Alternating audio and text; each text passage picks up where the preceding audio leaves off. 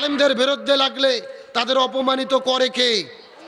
ওই চাঁপাই নবাবগঞ্জ জেলার হারুন আর পাপি আছে, চেনেন না? স্বামী স্ত্রী মিলে এবার নির্বাচনে দাঁড়িয়েছিল এমপি হওয়ার জন্য। ভোটে দাঁড়ানোর পরে আলেমদের বিরুদ্ধে কথা বললেন, ইসলামের বিরুদ্ধে কথা বললেন। আল্লাহ নির্বাচনে এমন ভাবে তাদের পরাজিত করেছে আর বুলবুল ভাইকে সম্মানিত করেছে। এগুলো কার খেলা?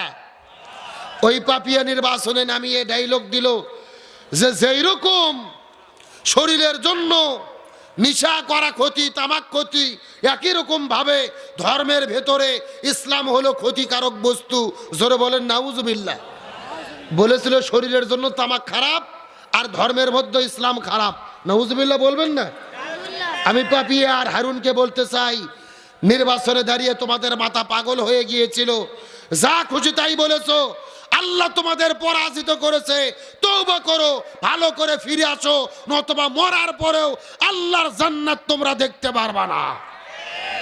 যারা বলে ইসলাম খারাপ তাদের ঈমান আছে? আমি বলতে চাই প্রকাশ্য তওবা করে আল্লাহর কাছে মাপ চাও। স্বামী স্ত্রী বহু বাড়া বেড়েছিলে, ছেলেকে বিদেশ থেকে ভাড়া করে আনলে, তারপরও জয় হলো না। অহংকার করেছিলে, দাম্ভিকতা করেছিলে, চিৎকার করে বলেন বিজয় দেওয়ার মালিককে। আল্লাহ বলছিলেন তুইজ্জু মানতে শাহ জিল্লু মানতে শাহ। আল্লাহ যাকে খুশি সম্মানিত করে, যাকে খুশি অপমানিত করে।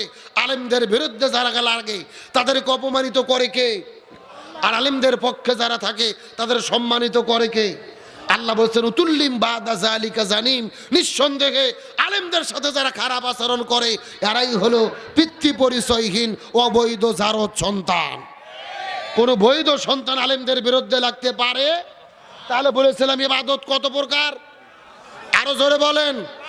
ব্যক্তিগত ইবাদত, পারিবারিক ইবাদত, সামাজিক ইবাদত, রাজনৈতিক ইবাদত, অর্থনৈতিক ইবাদত। এই পাঁচটা বিষয়ের মাধ্যমে কি বোঝা গেল?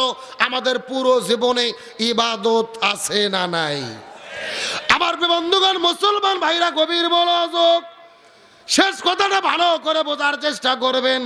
শুধুমাত্র নামাজ, রোজা, হজ, যাকাতে ইবাদত নয়। ইবাদত মানে হলো আল্লাহর হুকুম মেনে চলা। আল্লাহ কোরআনের ভেতরে যতগুলো আদেশ করেছে, যতগুলো নিষেধ করেছে, প্রত্যেকটা আদেশ এবং নিষেধ মেনে চলার নাম হলো ইবাদত। আমার নবী যে হাদিসের ভেতরে যতগুলো আদেশ করেছে, যতগুলো নিষেধ করেছে, প্রত্যেকটা আদেশ নিষেধ মেনে চলার নাম হলো ইবাদত।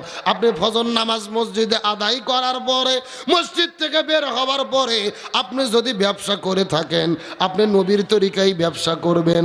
খাদ্যের মধ্যে ভেজাল দেবেন না, ওজনের মধ্যে কম দেবেন না। এই ব্যবসাটাই হলো আপনার জন্য ইবাদত।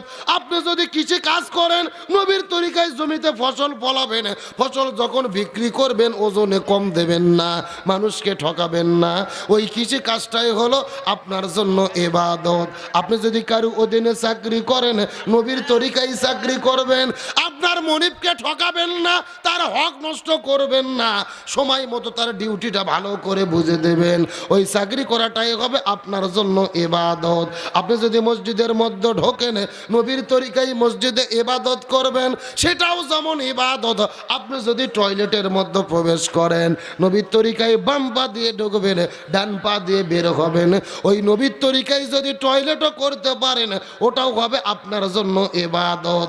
আপনি যদি রাতের বেলা বিছানায় ঘুমাতে যান, নবীর তরিকায় আপনি ঘুম পারবেন, ওই ঘুম পাড়াটাও হলো আপনার জন্য ইবাদত। তার মানে বোঝা গেল শুধু নামাজ, রোজা, হজ, যাকাতে ইবাদত নয়, জীবনের প্রতিটা কাজ আল্লাহর হুকুম এবং রসুলের তরিকা মতো করার নাম হলো ইবাদত।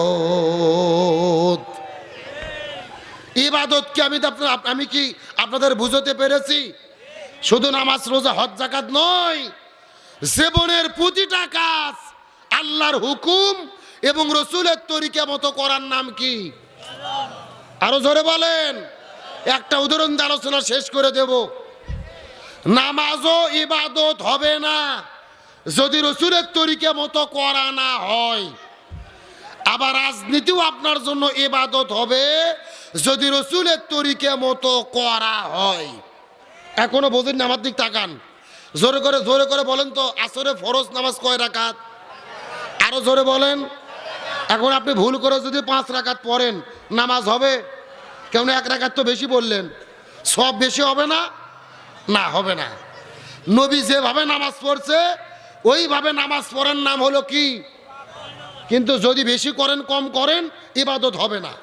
আবার নবী যেই তরিকায় রাজনীতি করেছে ওই তরিকায় যদি আপনি রাজনীতি করেন, ওই রাজনীতি করা কি ইবাদত? বলতে গেলে লজ্জা লাগতেছে নাকি? এ রসুলের তরিকায় রাজনীতি করা কি? রসুলের তরিকায় রাষ্ট্র চালানো কি?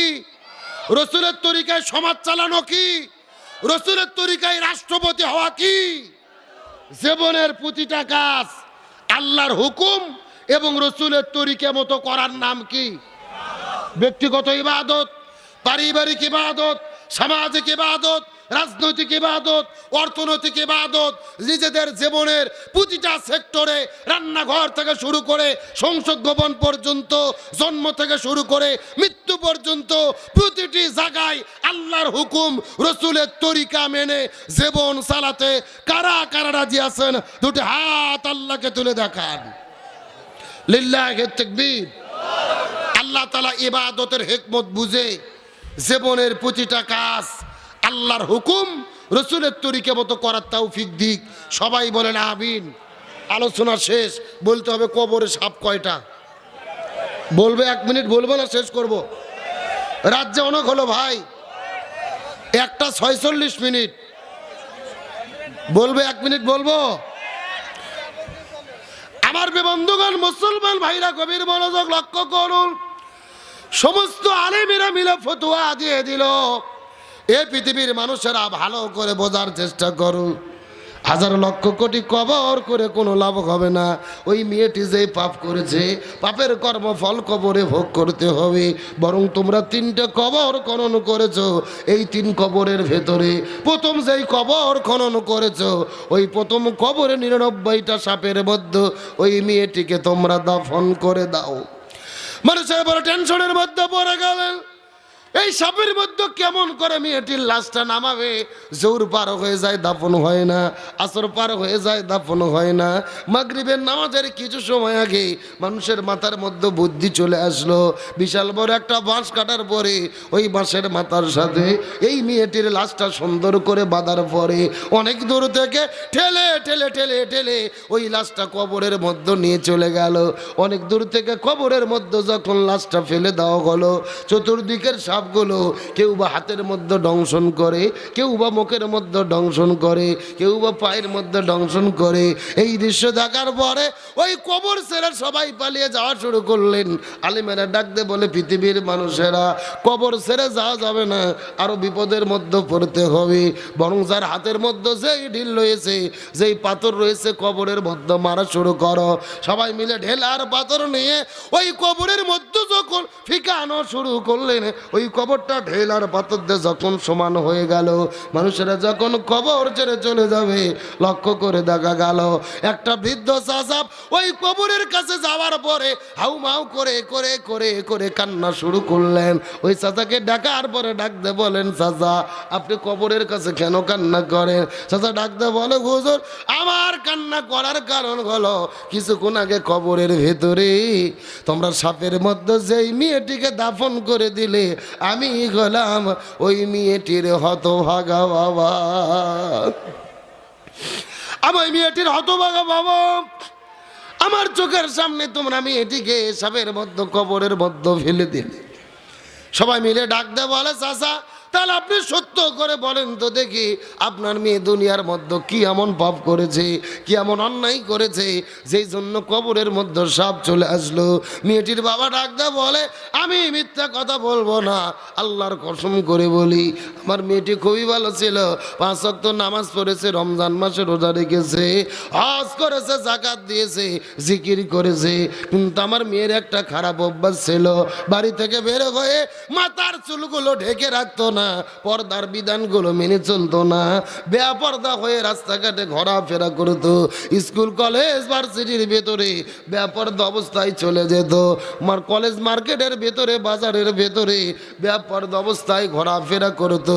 তার মানে বোঝা গেল ওই মেয়েটির সবই ভালো ছিল, কিন্তু পর্দার বিধান মেনে চলতো। তার মানে বোঝা গেল পাঁচ বিবির মুসলমান।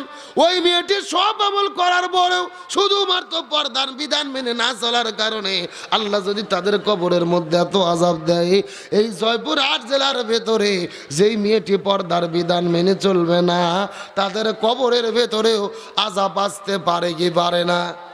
এই জন্য আমার নবী বলে মহিলাদের জন্য 4টা আমল করতে হবে। 1 নম্বর নামাজ, 2 নম্বর রোজা, 3 নম্বর স্বামীর খেদমত, 4 নম্বর পর্দা। এই 4টা আমল করলে আল্লাহ 8টা জান্নাতের দরজা খুলে দেবে। যেই দরজা পছন্দ ওই দরজা দিয়ে আল্লাহর জান্নাতে চলে যাবে। আল্লাহ মহিলাদেরকে এই 4টা আমল করার তৌফিক দান করুক, বলেন আমিন। মহিলাদের জন্য আজকে কম করলাম, এরা যদি আমল করে জীবনে আর ওয়াজ শোনার দরকার নেই। কতক্ষণ না গা? আর আপনাদের ইবাদত, আপনাদের আলোচনা করেছি, সাবজেক্ট কি ছিল? আরো জোরে বলেন। ইবাদত কি কাকে বলে আমি কি বুঝাতে পারছি? শুধু নামাজ, রোজা, হজ, যাকাত নয়। আপনি আপনার ভাইয়ের সাথে ভালো ব্যবহার করবেন, ভাই বোনকে ঠকাবেন না, সন্তানকে দিনের উপর লালন পালন করবেন, বাবা মার খেদমত করবেন, সুদ খাবেন না, ঘুষ খাবেন না, ইনসাফ কায়েম করবেন, হক পথে চলবেন। তার মানে আল্লাহ কোরআনে যত আদেশ করেছে, যত নিষেধ করেছে, রসুল যত আদেশ করেছে, যত নিষেধ করেছে, জীবনের প্রতিটা কাজ আল্লাহর হুকুম এবং রসুলের তরিকে আদর্শ মতো করার নাম কি? আল্লাহ তাআলা আমাদের জীবনের প্রতিটি ক্ষেত্রে আল্লাহ রসুলের নীতি মেনে চলার তৌফিক দান করুক, বলেন আমিন। আমি দীর্ঘক্ষণ কথা বলেছি, রাগ করছেন? কষ্ট পাইছেন?